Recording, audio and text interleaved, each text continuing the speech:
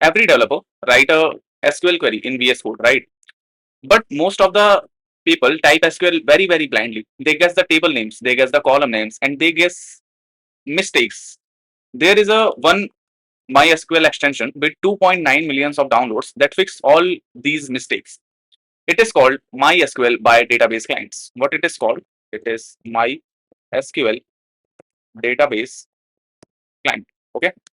It shows autocomplete hints while you type and let you browse your tables and let you browse your column names and all these things. And it will show you a clear grid result in just a proper manner. In this video, I will show you how to set up it in just a very few minutes. So no more guessings. Let us start with it. So this is the VS Code, and let us start with the extension. Go with the extension and type the word this. So this is the thing you will see. You need to download this 2.9 million of downloads. So does this. So by the end of this video, you will run MySQL inside this VS Code with the best extension, and you will connect, browse your tables and all. So this is downloaded. So you do not need any other database extensions. This will work for the Marriott and Postgres, Redis, and Elasticsearch, as well as for MySQL. Now we connect. The extension adds a new icon on the left panel. So the left panel, there is a database icon. It is the database icon. Now hit the create connection button. Now how to create the connection? I will show you here. Now filling the details, let us make it as local MySQL. So this is a local MySQL, and then the group. So you can leave the group as unfilled, or you can just fill the local here. And for the host, it we can write as a local host. So we can remove it and write local host. Okay. Now local host means we need to run the MySQL on our own computer. Then the port is 3306, which is a default MySQL port, and the username usually the root which is there, and the password you need to keep is the password you want to keep. Just I am writing the 1234. Okay.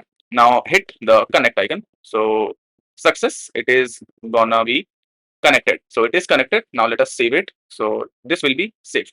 So this is the group which we were taking here. So now click on this. This is the local MySQL, and then these are the uh, database we are having.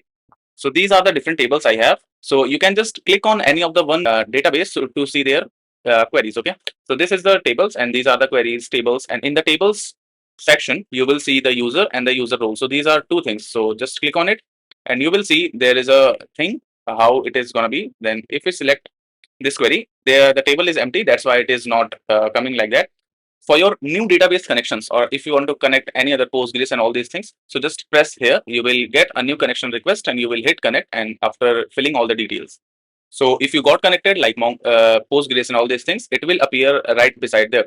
So, but now currently we are having MySQL. So to open the code editor, we must open this. So we have the plus icon here. Press this icon to get the query running type of things. So here we will run the queries. So we will type here. This will provide us the things. So let us type S.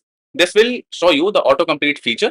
This feature needs by many of the developers that they forget the exact word of the table. They do not need to remember the column name. They do not need to remember the spellings of the things. So just hit select. So this is going to be selected. And if you want to write the from F, write F, it will suggest the from. So let us first create our own database. So let us create a database. Create a database. To create a database, we will have a command create, and we need to create the database. For the first database we need to create, so we need to create the first VS Code. So then hit enter. It will create a database. You can hit command plus enter, or you can just run the query here. So, or you can just select the run here. So cannot create the VS because it is already exists. So you can hit here. So let us see as it created the table or not. So here is a table as first VS Code. Now just do something in the database. So we need to do something in the database. Let us do something. So we need to use that DB to do something. To use that DB, we need use command. So type U, and we need to select the DB. So let us write the first VS Code. So this is the thing. You can hit the run from here also. I am using the first VS Code. Let us create a table now. Create a table. So to create a table, write CR EAT, it will suggest the create and then write the table. But the table we need to create, let us create a first table employee. EMP. Let's say we are creating a EMP table, and then we are keeping the ID which is int for us, and which is a primary key, which is a primary key. Okay. And next we will keep the name, which will be a varchar of word 50. Okay. What the next we will add? We will add a salary, which is, let's say, int. Now it is a table like that. Okay. So this thing, now hit enter. Now hit run. There is a table of EMP which came here with the column of ID, name, and salaries. You can see here all the details are mentioned. Now let us fill some details here. So this is the code to insert the data here. Hit run. It is the table EMP. So hit run. It will execute and affected 3 number of rows. So now let us see the database. So we need to select the database, and this is the complete database we are seeing as Shan, Rahul, and Priya. This is the database.